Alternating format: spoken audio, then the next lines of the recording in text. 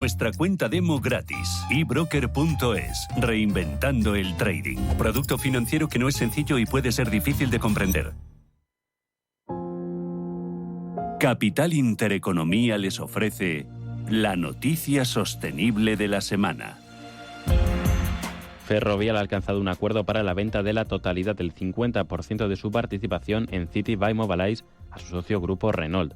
Esta empresa continuará ofreciendo soluciones de movilidad sostenibles y accesibles. Por su lado, Ferrovial centrará sus inversiones en actividades vinculadas a su actividad principal, el desarrollo y la operación de infraestructuras sostenibles. City nació gracias a la colaboración de dos compañías, Grupo Renault y Ferrovial, con el objetivo de ofrecer un servicio innovador que beneficiara a los ciudadanos, proporcionándoles una alternativa de movilidad sencilla, asequible, accesible y respetuosa con el medio ambiente.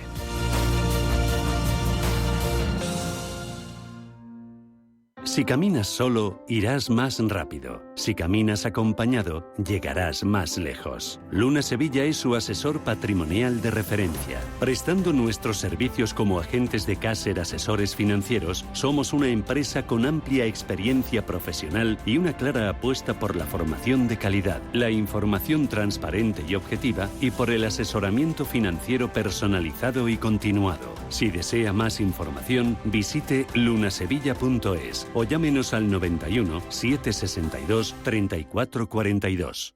Cada sábado, en Rienda Suelta, te contamos todo lo que se cuece en el panorama ecuestre. Deporte, actualidad, ocio, cultura, tradición, salud y mucho más. De 2 a 3 de la tarde, todos los sábados, en Radio Intereconomía, galopamos en las ondas con Rienda Suelta.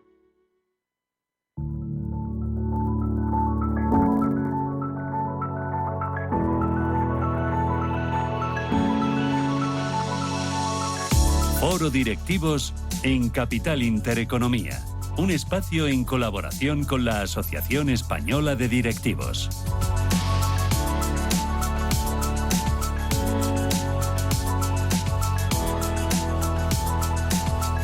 Buenos días, bienvenidos una semana más a este Foro Directivos en colaboración con la AED, en el que esta mañana vamos a hablar de salud y también de biotecnología. Y es que biotecnología, soluciones para la salud del futuro y la sostenibilidad del planeta, es como se llama el libro del que vamos a hablar en los próximos minutos. Es un libro que trata de explorar cómo la biotecnología está transformando nuestra salud, la medicina y también la atención médica, contribuyendo a resolver algunos de los mayores desafíos ambientales y sociales de nuestro momento, de nuestro tiempo. Y es que las autoras describen cómo estas innovaciones en medicina de precisión permiten los diagnósticos más precisos y también que esos tratamientos sean más efectivos y personalizados para prevenir y tratar las enfermedades. Y es que la biotecnología es una herramienta clave para construir un futuro más sostenible. Hablamos con las autoras de este libro de biotecnología, soluciones para la salud del futuro y también la sostenibilidad del planeta.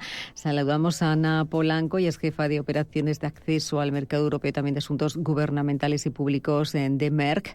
Ana, bienvenida, buenos días. Buenos días, ¿Qué Elena? tal todo? ¿Bien? Gracias por invitarnos. ¿Qué tal? Bien. Y un saludo a la audiencia. Muchas gracias. Ahora enseguida hablamos de este libro tan interesante, ¿no? Y de las reflexiones que hacéis, pero también de este libro forma parte Elisa Díaz, ella es jefa de políticas de asuntos propios de Merck. Elisa, bienvenida también, buenos días.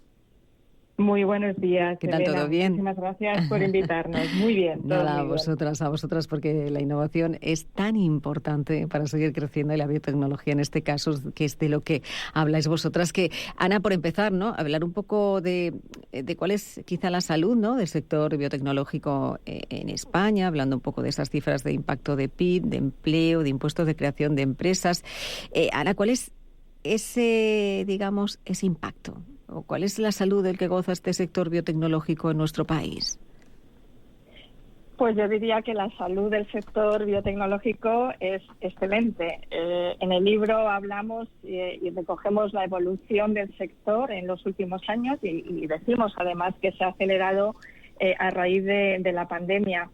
En este momento contamos en España con más de 4.000 empresas que realizan actividades biotecnológicas, de las cuales 900 son estrictamente biotecnológicas. Esto supone que se ha producido un crecimiento de 2 dígitos respecto al año pasado. Y es un sector tremendamente estratégico pero también contribuye al impulso de nuestra economía, ¿no? En este sentido, los últimos datos de que disponemos del informe ACEBIO, que se ha presentado hace poquito, muestra cómo las empresas biotech generan más de 11.000 millones de renta. Esto supone un 1% del PIB nacional. Aportan más de 4.500 millones de euros a la recaudación fiscal y muy importante, que a mí siempre me gusta resaltarlo, generan más de 120.000 empleos altamente cualificados, puesto que en el sector biotecnológico trabajamos personas que estamos muy formadas, tanto a nivel científico como muchos doctores. Además es un empleo donde el salario duplica la media de España, y donde la productividad también triplica la media nacional. Y por dar otro dato, es un sector muy innovador, que tiene la I+D en su ADN, ¿no? Y hemos visto cómo hemos invertido más de 1.000 millones de euros en I+D. Es decir, es uno de los sectores que más invierte en innovación y desarrollo en nuestro país. Por lo tanto, como decía, un sector con una salud excelente, que sigue creciendo y que aporta muchísimo valor a nuestra economía, una economía que debe estar basada en ciencia y tecnología. Aunque no debemos conformarnos, Elena, tenemos que seguir. Hay que seguir. Pero fíjate, Ana, decías tú que goza de una salud excelente, pero es que hay veces que se habla poco de ello, ¿no? Y yo creo que es importante hacerlo, ¿no? Sabemos que está ahí, pero no sabemos el impacto que tiene. Yo creo que con este libro vosotros reflejáis muy bien, ¿no? Cómo se está abriendo quizá esa puerta, ¿no? A ese tipo de soluciones y cuál es el impacto. Yo quería preguntarle, Elisa, ¿cuál es ese impacto, ¿no? El impacto de la biotecnología en ese desarrollo también económico y social. Pues es muy alto, es un impacto que vemos muy claramente, bueno, pues en muchas de las dimensiones que tienen que ver, como decías tú, con esa economía, con esa salud, con esa sociedad. En concreto, la biotecnología tiene muchísimo desarrollo en 13 de los 17 Objetivos de Desarrollo Sostenibles, y aquí estamos hablando de la salud, estamos hablando de generar un empleo, como decía Ana, de altísima calidad, estamos hablando de áreas tan importantes en nuestro día a día como la alimentación, como si nos vamos también ya a nuestros océanos, que sean sostenibles, agua limpia, estamos hablando de nuevas fuentes de energía, con esa transición verde en la que estamos todos inmersos, así que vemos un efecto muy claro. Si tuviera que destacar en la salud, en concreto en el ODS 3, ¿dónde lo estamos viendo? Bueno, pues vemos que ya ha tenido un gran impacto, seguirá teniendo más, pero en el libro destacamos esa capacidad que tiene de respuesta en enfermedades tan importantes que han sido, como la polio, se ha conseguido cronificar el SIDA. También se da cura a otras enfermedades de un gran impacto social, como la hepatitis C. También la mejora de la calidad de vida de enfermedades como la oncología.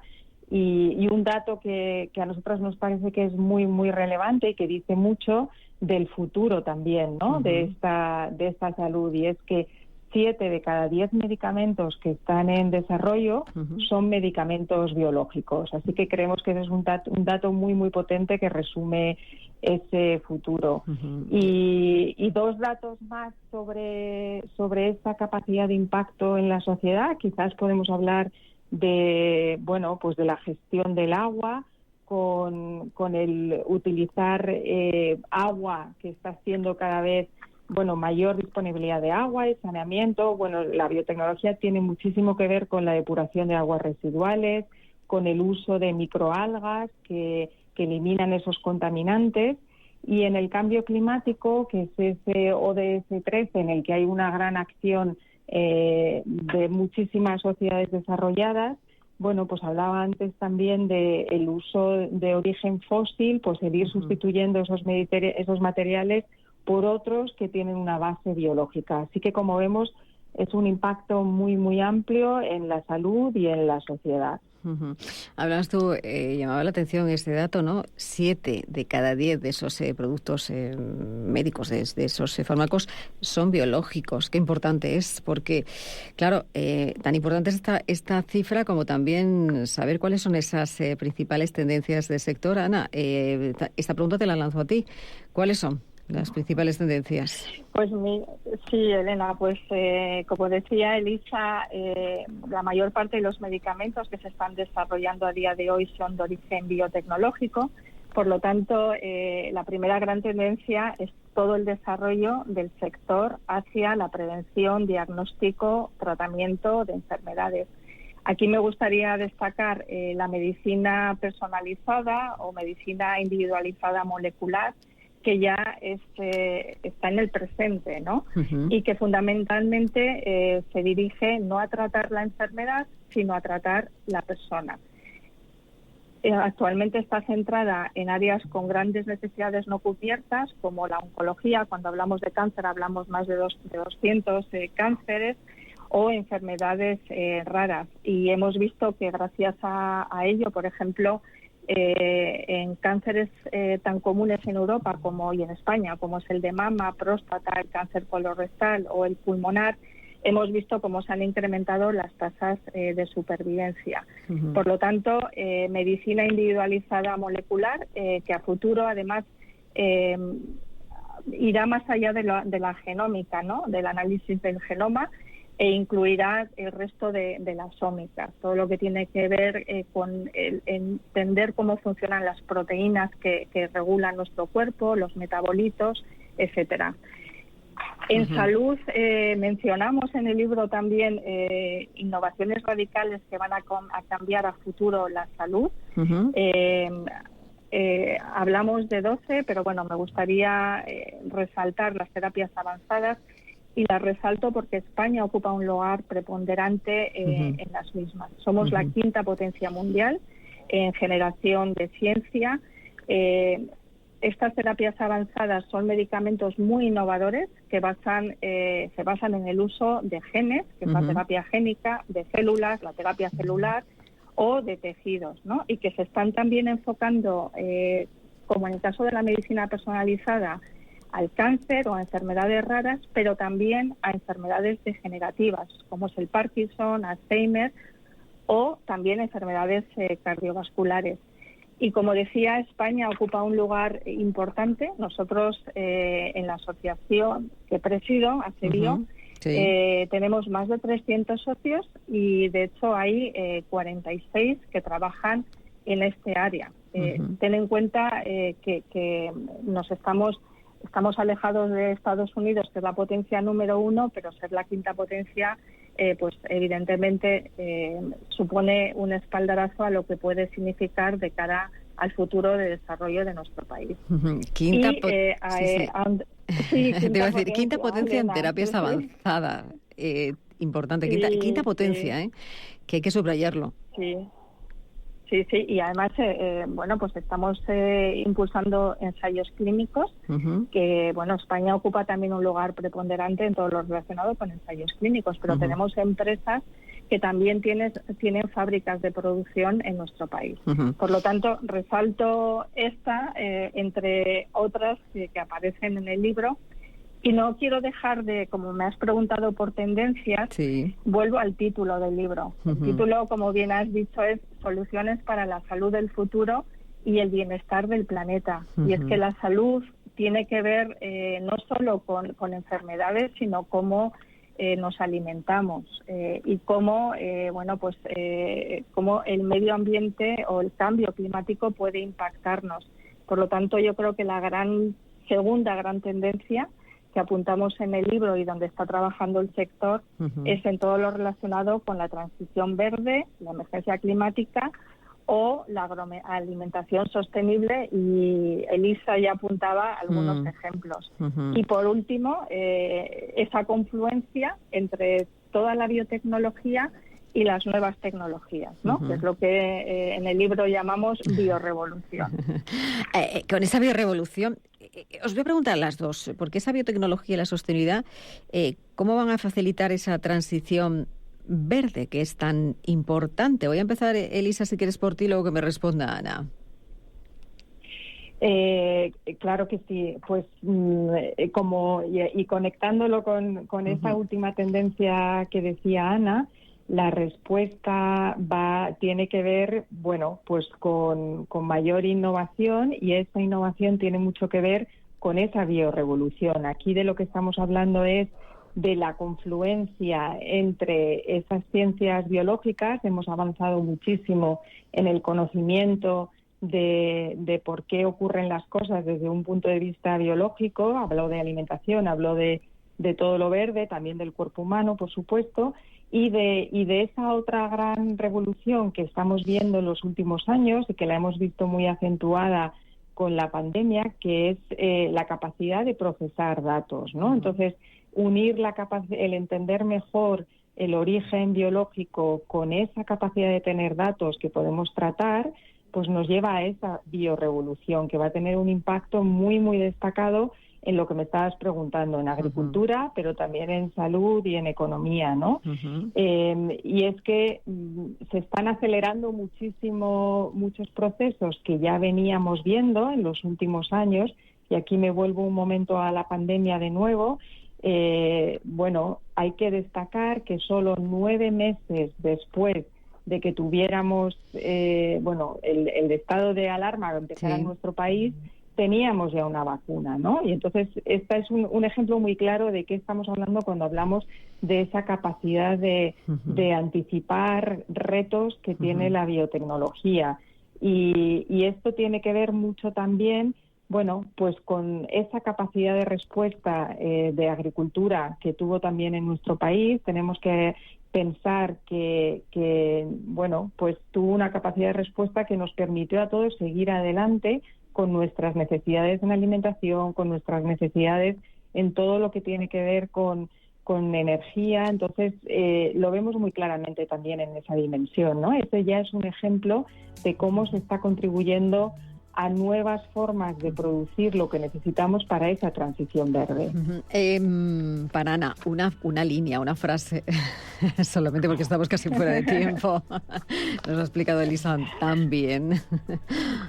Una frase. Pues mira, inteligencia artificial y Big Data son ahora mismo las nuevas tecnologías que están acompañando al sector biotecnológico en nuestro país. A futuro veremos realidad extendida, robótica, incluso computación cuántica.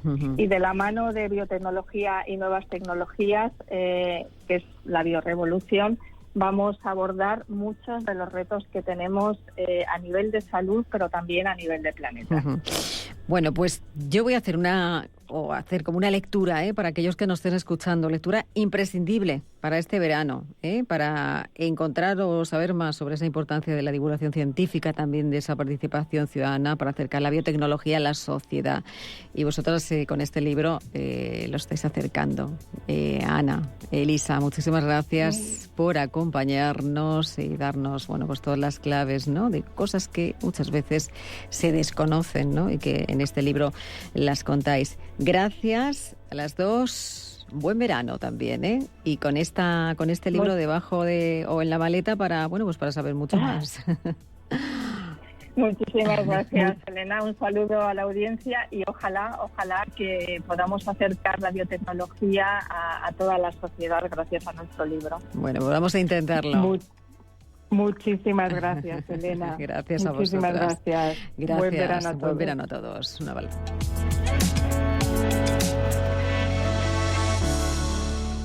Tan, tan, tan, tan, tan. La cuenta online del Santander es tan fácil de abrir que lo puedes hacer desde donde quieras. Santander en digital es Santantander. Santander, por ti, los primeros. Consulta condiciones en bancosantander.es. ¿El mejor hotel para la celebración familiar que estás preparando? En Rafael Hoteles te ofrecemos todo lo que necesitas. Salones privados con luz natural, jardines y terrazas, cuidada gastronomía, aparcamiento y un servicio profesional que te asesora en todo el proceso. Llama al 902 100 015 o consulta rafaelhoteles.com.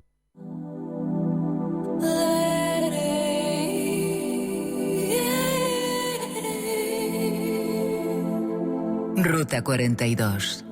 Los sábados a las 8 de la tarde en Radio Intereconomía. Un viaje infinito por las grandes músicas. Ruta 42. Un programa de Joaquín Martín.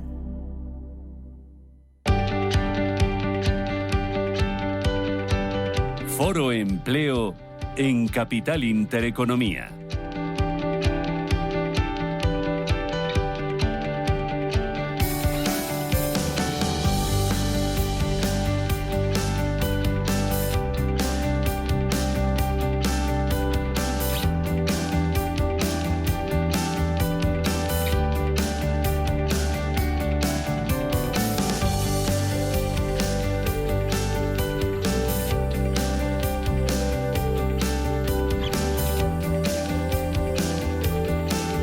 Las 11 y 27 minutos de la mañana, ahora menos en Canarias, nuestro primer foro empleo de la temporada. Vamos a mirar hacia adelante y hacia hoy, que tenemos esa noticia que ya les venimos contando desde primera hora de la mañana, esa subida del salario mínimo del 5% este año, subida de 54 euros al mes, sin el acuerdo de la patronal.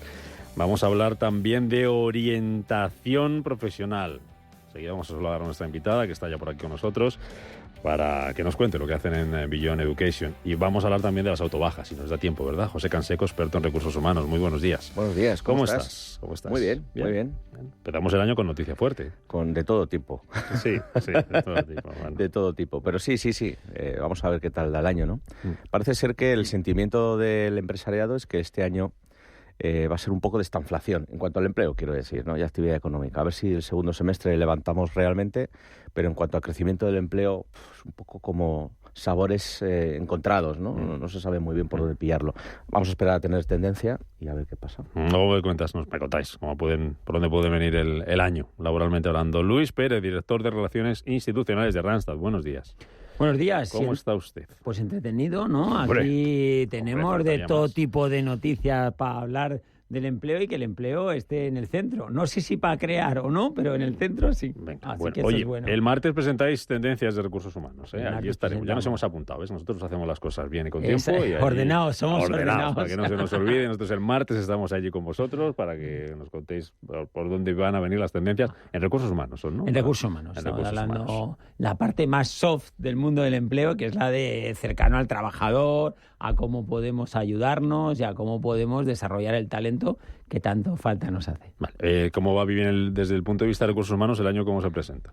Bueno, es un año en el que se tiene que asentar toda la parte tecnológica de la IA, que se ha cogido con mucha rapidez y con muchas ganas, pero yo creo que desde los departamentos de recursos humanos estamos viendo que no es todo oro lo que reluce y que el factor humano tiene algo que decir por lo menos los próximos 30 años, ¿no? Entonces, bueno, vamos a ver cómo madura todo eso y cómo esto se mete en la cadena de valor del proceso de gestión de personas. Bueno, oye, básicamente. Luego hablamos de más cositas. Salario mínimo, subida 5%, retroactivo, que es algo que a Luis no le gusta mucho.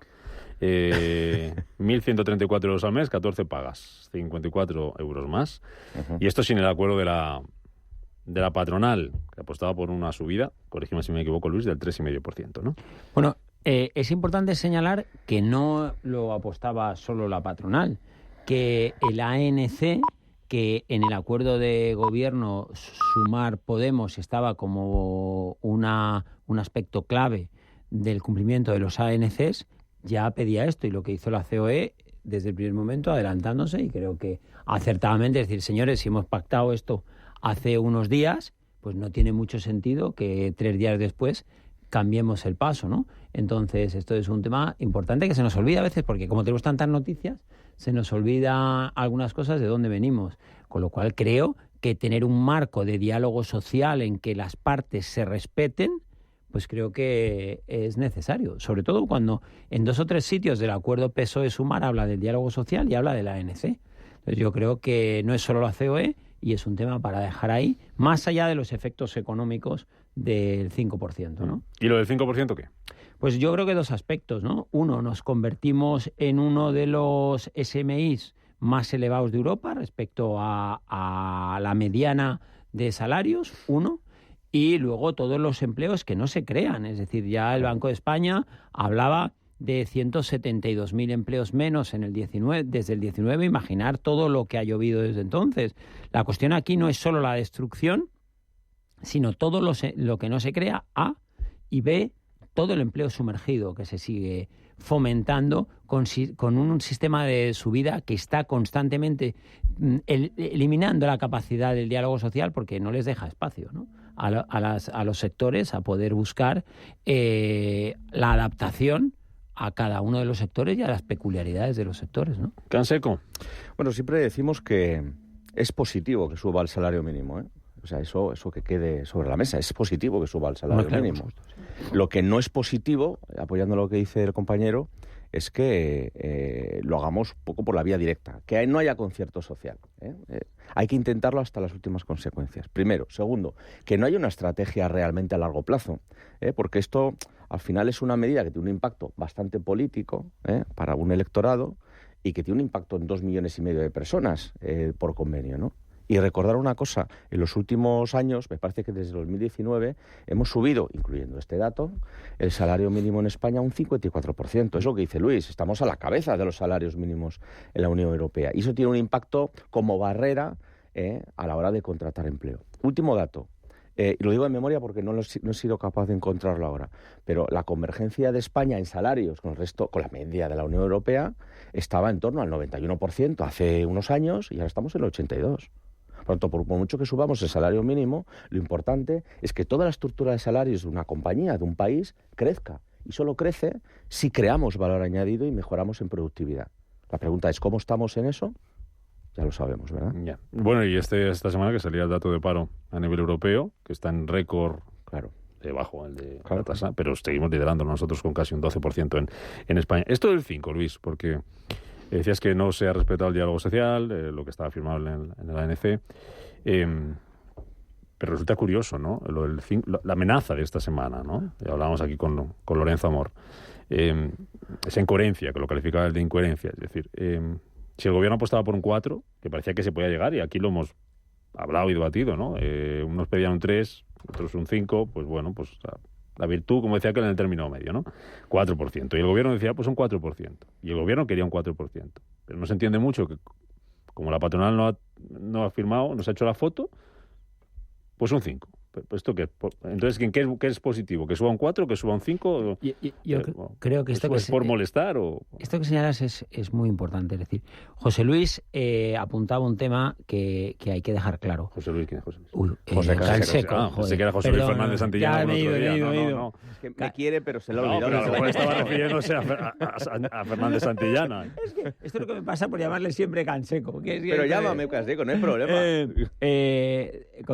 Comentábamos el tema de que para la economía en general siempre es positivo que suban los salarios, claro, porque aumenta la capacidad de gasto, por supuesto, siempre y cuando el sistema económico tenga capacidad, claro, de asumir ese incremento de costes, ¿no? Con lo Porque cual, entiendo que no es igual subir un 4 que subirlo un 5 con esas consecuencias que estás contando, ¿no? Pues es evidente, ¿no? Claro. Que no es lo mismo, sobre todo el efecto que genera en el resto de salarios, porque claro, daros cuenta de que cada vez hay más trabajadores en el SMI y eso significa que automáticamente cada vez que sube, mañana, que luego hablaremos de lo de la retroactividad, suben automáticamente todos los salarios sin que haya ningún paralelismo en la productividad. Es decir, que nos convertimos en el salario mínimo interprofesional más alto de Europa con la productividad más baja de Europa. Es decir, parece que no es una combinación que por sí sea positiva. Segundo, respecto a lo que señalas, pues tampoco tiene mucho sentido. Es decir, si yo, representando a los trabajadores y al país entero, entiendo que un 4% es lo que necesita la economía, lo que necesita el país, llego, represento a todos los españoles, porque no tiene... es lo que yo he propuesto. Lo que no tiene mucho sentido que te diga, pues como no vienes, pues subo 5 y te aguantas. Y dice, vamos a ver, ¿no decía usted que era lo mejor para todos? ¿Ya no es lo mejor? ¿O esto va porque como se ha enfadado? Pues ya. No parece muy serio ni muy profesional. Venga, un poquito más que vamos a hablar. Encontrado el dato, El dato, lo siento Luis, es del ADECO Monitor. No pasa nada. Cerrado a 31 sitio para todos. Los queremos. Del 2022. Y el dato es que estamos, he dicho el 80 y algo, en el 79,8%. Vamos a suponer que la evolución de 2023 es algo positiva. Estamos en torno al 80%. Hemos bajado más de un 12% en los últimos años de convergencia de salario con la media de la Unión Europea, que es mucho, Lo de la retroactividad, ¿por qué no te gusta?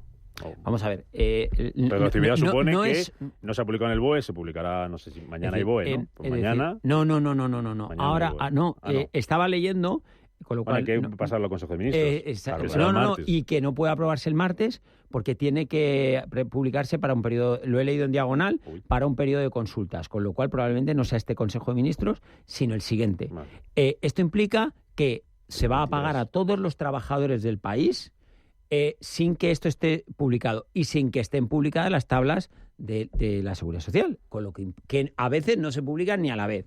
Con lo cual implica que automáticamente, 1, hay que pagar ahora, 2, retroceder para atrás para pagar retroactivamente, y 3, si las tablas de las bases de cotización no se publican, volver a retroceder y pagar. El que ya no trabaja tienes que mandarse, es decir, un auténtico desastre. Están contentísimas las gestorías. Que estos seguros, pero sobre todo de la imagen de poca seriedad que da esto. Si usted tiene que negociar el SMI y tiene que publicarlo el 1 de enero, empiece a negociarlo en octubre. A mí me da igual.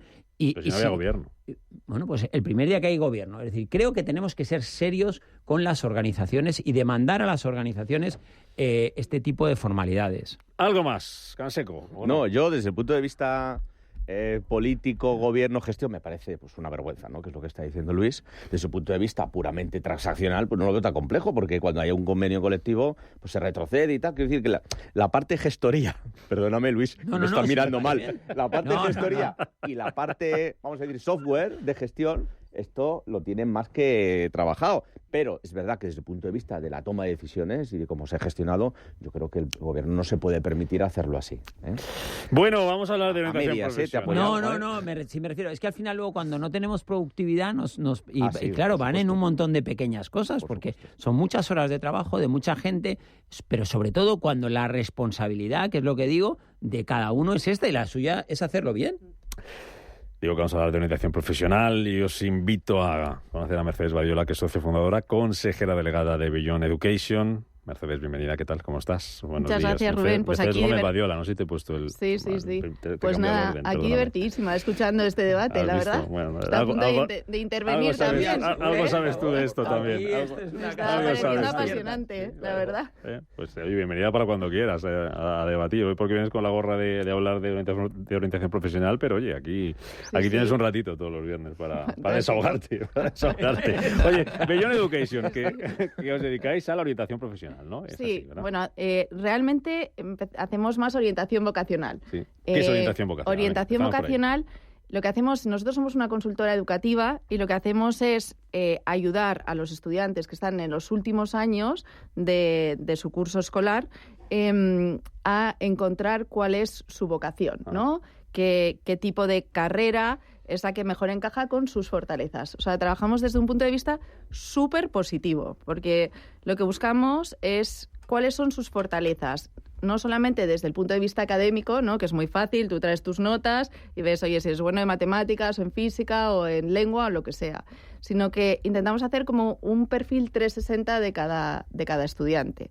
¿Qué miramos? ¿No? Pues miramos la parte de capacidades, o sea, les hacemos una serie de pruebas. Capacidades, pues ya sabéis que tenemos diferentes capacidades, ¿no? La capacidad mecánica, la capacidad espacial, la capacidad matemática, el razonamiento, la atención. O sea, hay diferentes variables que medimos siempre con el objetivo de identificar cuáles son las fortalezas de esa persona.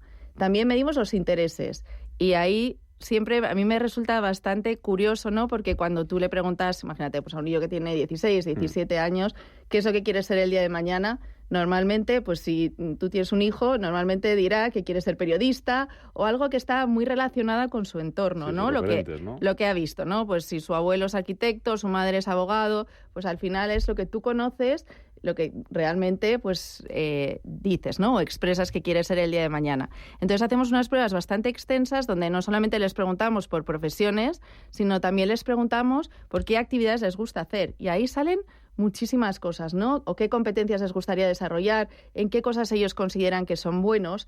Y entonces ahí sacamos unas áreas de interés que van luego muy vinculadas con diferentes carreras. Y por último analizamos la parte de personalidad, porque eso es fundamental. O sea, vemos un montón de variables que luego, yo creo que estaréis de acuerdo conmigo, son muy importantes a la hora de contratar talento, ¿no? En las empresas, ¿no? Que es la parte más, lo que llaman las soft skills, ¿no? Que nosotros lo llamamos más las power skills, porque muchas veces es lo que diferencia a una persona de otra, ¿no? O sea, toda la parte de pensamiento crítico, la parte de comunicación, negociación, gestión de equipos, o sea, toda esa parte es fundamental. Y eso también le analizamos dentro de esta orientación vocacional que hacemos. Siempre teniendo en cuenta también su contexto. O sea, teniendo en cuenta pues la parte familiar, ¿no? Que cuál es su contexto, porque también pues al final estas decisiones, aunque las toma el estudiante, pues también es muy importante que la familia esté ahí apoyando, ¿no? ¿Cómo ese tipo de asesoramiento vocacional que hacéis en Beyond Education, cómo lo casáis luego con el tema de empleabilidad? Es una palabra que aquí nos gusta mucho. Y pues te voy a hacer la pregunta que están estos señores hartos de que yo se la haga. Siempre que les pregunto cómo hay que elegir carreras, y mirando a lo que a mí me gusta, o se me da bien, o mirando a lo que me va a dar trabajo el día de mañana, porque me puede gustar algo mucho, pero que no hay un puesto para 1000. Pero me gusta mucho. Pero ¿qué tengo que hacer entonces? ¿Irme a por ese puesto que hay para 1000, sabiendo que a lo mejor no voy a terminar trabajando ahí o que hay menos opciones, o irme a lo que me va a dar trabajo, estas nuevas carreras? Cuando le pregunto a Randstad, ¿qué va a crear trabajo este año? Y me dice, pues estos sectores. ¿Cómo enfocáis eso? Pues yo te diría que es fundamental las dos cosas. O sea, no es 100% lo que tú eres bueno, ni 100% lo que más tiene empleabilidad. O sea, lo que nosotros hacemos es buscar una mezcla de las dos cosas, ¿no? O sea, en principio es identificar en qué eres tú bueno, ¿no? Porque al final, si tú eres bueno en matemáticas, pues será mucho más fácil que una carrera y que luego un empleo que esté relacionado con la parte de razonamiento, de la parte más capacidad matemática, pues destaques ahí, ¿no? Y eso lo combinamos con la parte de empleabilidad, que obviamente es fundamental, ¿no? Fundamental ver dentro del rango de carreras o el rango de profesiones en las que tú destacarías, cuáles son las que tienen mayor empleabilidad. Fundamental. Entonces, nosotros cada vez que presentamos, hacemos esas pruebas y luego presentamos un informe, dentro de ese informe hay unas recomendaciones de carreras. Y entonces hacemos unas recomendaciones, normalmente son como 4 carreras, donde les contamos los temas, o sea, donde una parte crítica es la empleabilidad que tienen esas carreras y a qué se pueden dedicar, porque muchas veces... ¿Esto para qué me va a servir? Que no entienden nada, dicen, pero a ver, esta carrera... de la carrera, ¿qué salida tengo, no? ¿Qué salida tengo? ¿Y dónde puedo trabajar? O sea, con una ingeniería, o sea, al final tienes tantísimas salidas, desde trabajar como ingeniero puro a trabajar en banca de inversión, en banca privada, en una consultora. O sea, es que tienes todas las salidas habidas y por haber. ¿Y esto hacéis con chavales 15, 16, decías? Hacemos, pues mira, sobre todo empezamos con chavales de 15, 16, 17. Hacemos esta parte de orientación vocacional y luego ya empezamos con la asesoría universitaria. ¿Lo hacéis con gente de aquí o con gente de fuera también? Pues tenemos, pues mira, gracias, parece increíble, ¿no? Pero gracias a la pandemia, ¿no? Gracias al COVID, nos hemos expandido. ¿Ah, sí? Claro, y es verdad que es la mitad de la empresa, o sea, somos muy diversas o casi diversas en nacionalidad, tenemos, pues la mitad de las socias son venezolanas, hay gente de Ecuador, o sea, tenemos de diferentes países, portugueses, o sea, tenemos una persona en Portugal, otra en Inglaterra, casi todo mujeres, tenemos solamente un hombre, que eso lo tenemos que mejorar, y sí que la pandemia, porque nos hemos digitalizado, nos ha permitido dar acceso a personas de muy diferentes países que cada vez más se sienten atraídos por las universidades que tenemos en España. Porque es verdad que el sistema universitario español está mejorando de una manera increíble. Cada vez estamos ofreciendo más carreras y más carreras también en inglés, que eso está haciendo que sea súper atractivo. Tenemos más de 3.000 grados en España. O sea que, imaginaros, o sea, la cantidad de opciones que tenemos y que se puede ofrecer. Y yo creo que es, además de la parte académica, también España es un país que es muy atractivo desde el punto de vista de calidad de vida, ¿no? Entonces, cada vez vemos mucho estudiante de Latinoamérica, mucho estudiante del norte de Europa que está muy interesado en venir a España. Ahora te pregunto, Mercedes, por los proyectos, lo que estés haciendo para traer gente internacional a la península ibérica, pero los dejo también a estos dos buenos señores que te pregunte lo que consiguen. Bueno, Luis Canseco. Es curioso porque ayer me hacían una entrevista a otro medio sobre este tema, ¿no? Y una de las cosas que decía y que yo comentaba es que echaba de menos instituciones, empresas, no os conocía, pues que ayudasen y guiasen, más que la ayuda, porque yo creo que hay mucha gente que sabe lo que hay que hacer, pero que hay una guía con un procedimiento donde los chavales se sientan acompañados, ¿no? Y es curioso porque algunas de las cosas que has dicho las comentábamos ayer. A mí me surge una pregunta como padre, que no sé si es apropiado preguntarla. Yo te la hago de 10 añitos. No me la contestas. Te le voy a preguntar yo por la edad, por la edad de o sea, no la puedo hacer. Sí. Vale. Pero no sé si es la misma. ¿Tiene coste para el alumno, para la persona, para la familia? Pues mira, tenemos servicios que sí que tienen coste, porque lo que hacemos es muy, muy personalizado. Toda la parte de orientación vocacional que estábamos hablando ahora, pues les pasamos muchas pruebas, hay un equipo muy volcado en cada estudiante, con lo cual, y luego un equipo de psicólogas y un equipo de consultoras educativas muy volcado. Pero tenemos otros servicios, por ejemplo, toda la parte de asesoría de experiencias para verano, ¿no? Pues lo que nosotros hablamos siempre es de empezamos a trabajar con un estudiante y lo que hacemos es como acompañarle, orientarle, guiarle durante todo su itinerario hasta la universidad y ahora también hasta la entrada en el mercado laboral, que os cuento la parte que también estamos desarrollando. Entonces, dentro de lo que es ese itinerario formativo, ¿no?, hasta la entrada de la universidad, sí que consideramos que es muy importante la parte de experiencias, ¿no? Entonces, sí que vemos pues desde programas de voluntariado, cursos de idiomas, prácticas, experiencias, o sea, cursos preuniversitarios o lo que sea. Entonces, esa parte de asesoramiento lo tenemos gratuito y desde enero, casi con efecto retroactivo, estamos como el gobierno, hemos lanzado un proyecto que es una asesoría gratuita para todos aquellos estudiantes internacionales que quieran venir a estudiar a España y a Portugal. Hemos empezado por esos dos países porque realmente nuestra base está en Madrid, ya llevamos 6 años, conocemos muy bien las universidades españolas y creemos que podemos ayudar a todos aquellos estudiantes extranjeros que quieran venir a nuestras universidades y ofrecerles ese asesoramiento gratuito, ¿no? O sea, ofrecerles una hora de asesoramiento gratuito. Ahora te dejo, Luis, pero te comentaba lo de la edad, porque lo hemos planteado aquí también muchas veces, la edad a la que hay que empezar a orientar a los chavales, ¿no? Lo hemos comentado muchas veces, esos 16, 15 años que decía Mercedes que desde Beyond Education trabajan. Decía lo de tu hijo porque decía como padre, son 10 años tu hijo, ¿no? Sí, pero 10. Mi hijo este verano, me ha pedido él hacer un plan de lo que quiere hacer a largo plazo, que luego irá cambiando. Entiendo que con 10 años puede cambiar mucho, pero claro. Yo no sé cómo está el tema ahora ni cuándo hay que empezar a elegir. Yo voy por cuarto de primaria y ahí me quedo. Pero ¿cuándo hay que empezar a elegir 15, entre las famosas ciencias letras? 15 años, ¿no? Pero antes tú llegabas es la primera llegabas a primero de BUP y en segundo ya pues te ibas a un lado, te ibas a otro y no tenías muy claro lo que vas a hacer el día de mañana, a lo mejor porque tu mejor amigo se iba, pues venga, me voy a... Y luego era un desastre total. Entonces, no sé si en los colegios también habría que empezar a contar estas cosas antes. No de manera tan profesional, pero no sé si os lo habéis planteado a lo mejor. Sí, o sea, nosotras trabajamos con muchos colegios y de hecho, pues el lunes vamos a un colegio a dar una charla y un asesoramiento.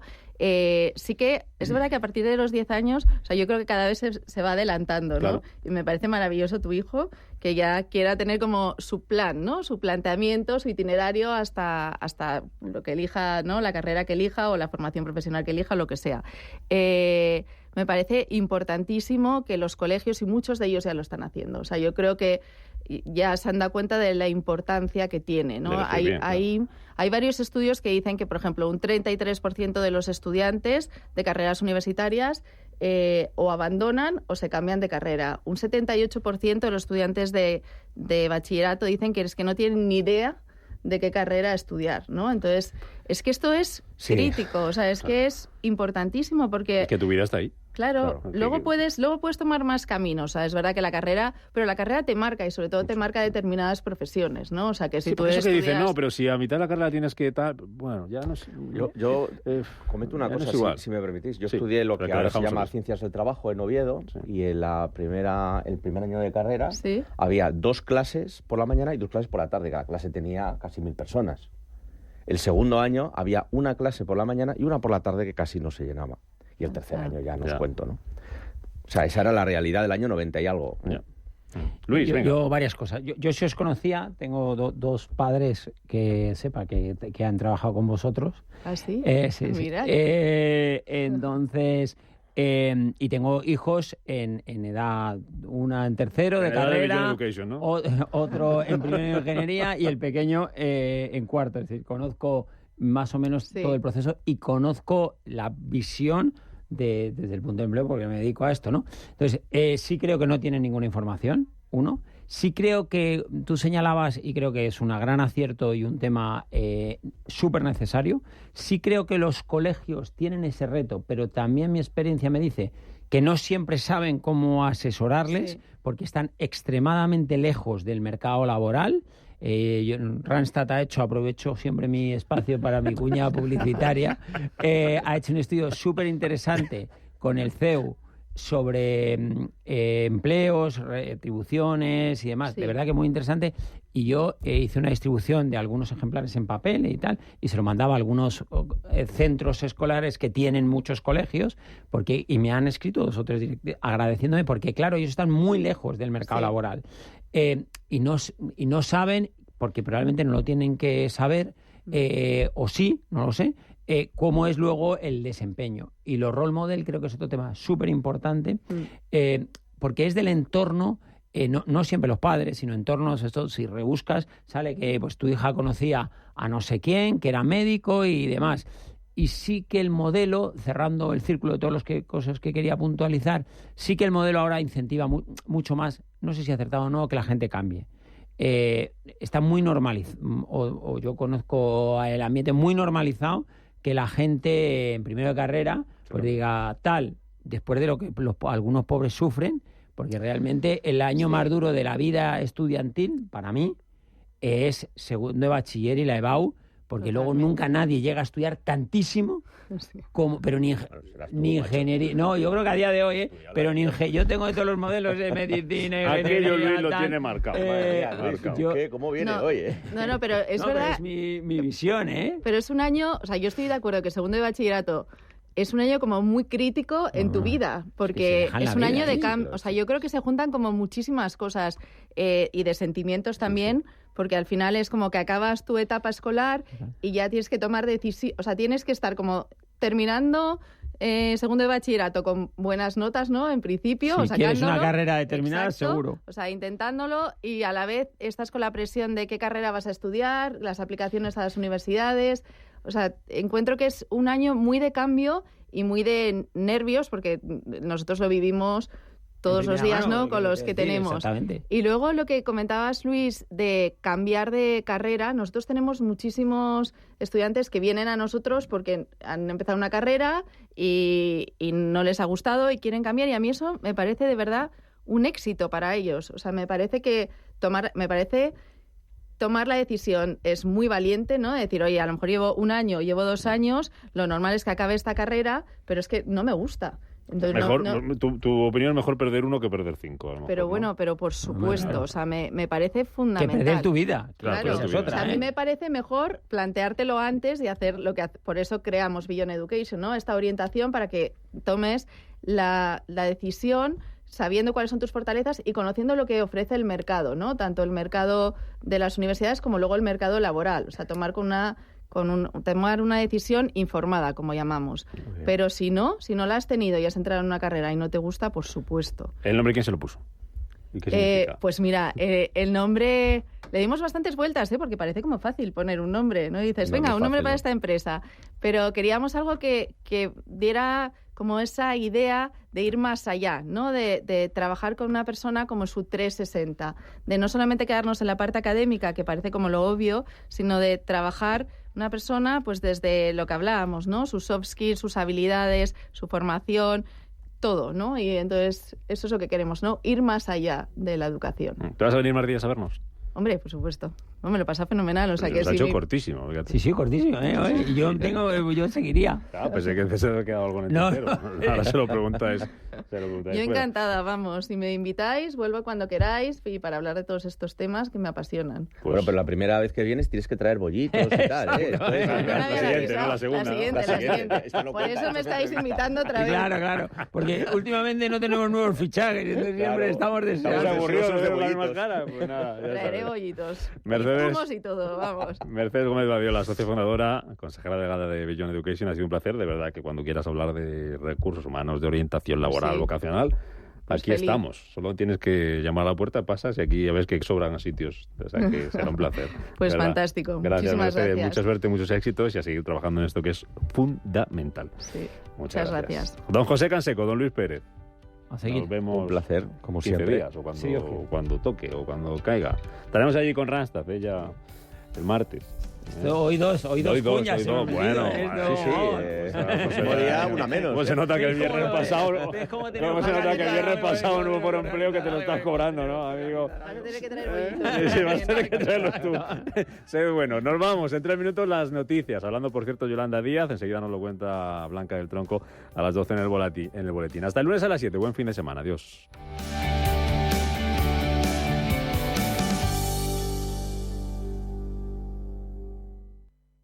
Los viernes a las 10 de la noche nos visita un gato, el Gato Gourmet.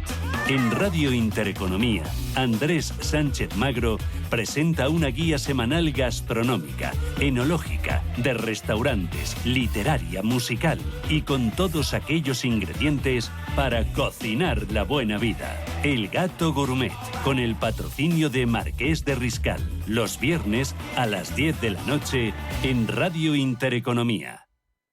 Radio Intereconomía. Eres lo que escuchas.